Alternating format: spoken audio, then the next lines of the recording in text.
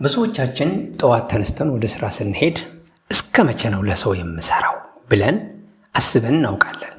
በሌላ በኩል ደግሞ የራሳቸውን ቢዝነስ የጀመሩ ጓደኞቻችን ደሞዝተኛ በነበርኩ ይሻለኝ ነበር ሲሉ እንሰማለን። ዋናው ነጥብ ዛሬ የምናየው የትኛው ይሻላል የሚለውን ሳይሆን ለእናንተ ማንነቱና ዓላማው የሚመጥነውን መንገድ እንዴት ትመርጣላችሁ የሚለውን ነው። በዚህ ቪዲዮ በሰው ስር ተቀጥሮ መስራትና የራስን ቢዝነስ መጀመር ያላቸውን ልዩነት በዝርዝር እንመለከታለን። የትኛው መንገድ ለእናንተ ስብዕናና የፋይናንስ ሁኔታ ይስማማል? ጥቅምና ጉዳታቸውን በመለየት የተሻለ ውሳኔ እንድትወስኑ ይረዳቸዋል። ሰብስክራይብ በማድረግ የቤተሰባችን አባል ይሁኑ። አብርሃም ነኝ። መልካም። የቪዲዮ ይዘት ጥቅምና ጉዳቱን በአራት ዋና ዋና ነጥቦች እናነጻጽራለን። እስኪ እንመልከት። አንደኛ፣ የደህንነትና የገቢ ሁኔታ። በመቀጠርና በቢዝነስ መካከል ጥቅምና ጉዳቱን እንመለከታለን።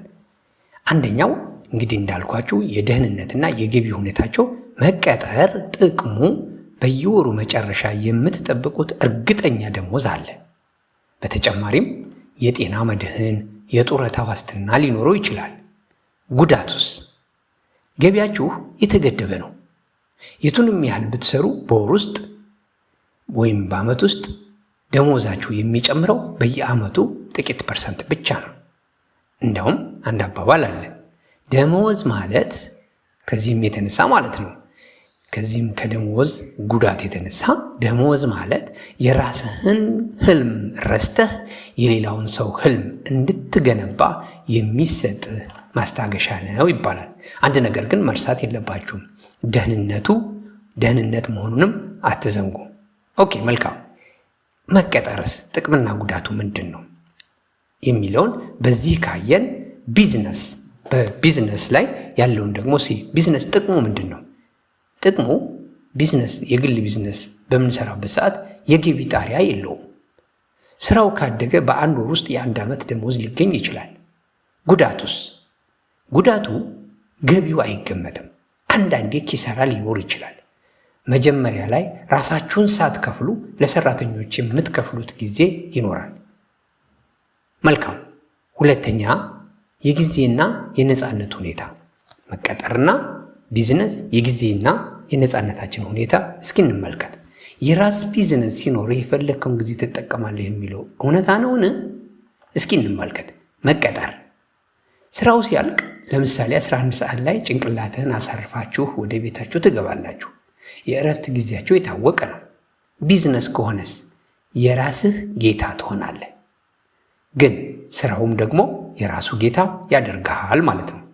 በመጀመሪያዎቹ ዓመታት 24/7 ልትሰሩ ትችላላችሁ። ቀን ከሌት ማለት ነው። ከ9 ሰዓት ስራ ለማምለጥ ብለው በቀን 16 ሰዓት የሚሰሩ ሰዎች ናቸው የቢዝነስ ባለቤቶች የሚለው አባባልም እዚሁ ጋር ይጠቀሳል። እስኪ እንመልከት። ሌላኛው የኃላፊነትና የጭንቀት መጠኑ ወይም ደግሞ ከዚህ ጋር ተያይዞ የኃላፊነትና የጭንቀት መጠኑ እስኪ እንመልከት። እስኪ ነጥቦች አሉ ከዚህ ጋር ተያይዘው። ውሳኔ አሰጣጥ በመቀጠር በተሰጠ መመሪያ መሰረት ትሰራለህ። በቃ ሌላ የቀጣሪ ውሳኔን ነው ተከትለ ልሰራ የምችለው። የራስ ቢዝነስ ሲሆንስ እያንዳንዱ ውሳኔ በአንተ ትከሻ ላይ ነው ያለው። የሪስኩ ባለቤት ወይም ደግሞ የጭንቀቱ የምንበለው የኃላፊነቱ ዋናው ባለቤት አንተ ራስህ ነህ ማለት ነው። ኦኬ፣ ሪስኩስ? እስቲ ሪስክን ስንመለከት መቀጠር ስራ ልትቀነስ ትችላለህ። ቢዝነስ ከሆነስ ሙሉ ካፒታልና ባለሙሉ ካፒታል የራስህ ስም ነው እና ደግሞ ከዚህም ጋር ተያይዞ ስሙ ሊጠፋ ይችላል። ይሄ ሪስክ ነው። ሙሉ ካፒታልህ ሊጠፋ ይችላል፣ ስምህም ሊጠፋ ይችላል። እድገትስ? እስቲ እድገትን በተመለከተ መቀጠር በደረጃ ነው። ፕሮሞሽን ልታገኝ የምትችለው በደረጃ ነው። የራስ ቢዝነስ ከሆነስ በፈጠራና በገበያ ፍላጎት ላይ ተመስርተህ ምን ልትሆን ትችላለህ ማለት ነው? ልታድግ ትችላለህ ማለት ነው። አራተኛ ነጥብን ስንመለከት ወቅታዊ ወይም የጎንዮሽ ስራ ሳይድ ሀስትል የሚባለው አማራጭ ማለት ነው። አሁን ባለው የኢኮኖሚ ሁኔታ ከሁለት አንዱን መምረጥ የግድ ሊሆን ይችላል። ድልድይ መገንባት፣ እየተቀጠሩ የራስን ቢዝነስ በትርፍ ሰዓት መጀመር፣ ሃይብሪድ ሞዴል ማለት ነው። ይህ ዘዴ ስጋቱን ይቀንሳል፣ የሙከራ ጊዜ ይሰጣል ማለት ነው። መልካም። እስኪ ከላይ ከተመለከትነው አንጻር የትኛው ይሻላል የሚለውን እስኪ ሪኮመንድ ለማድረግ እዚህ ጋር አንዱን ብለን እኛ መወሰን አንችልም። ነገር ግን እስኪ እናመላክት። መረጋጋት፣ ግልጽ መመሪያና የተወሰነ ሰዓት የምትፈልጉ ከሆነ መቀጠር የተሻለ ይሆናል ማለት ነው።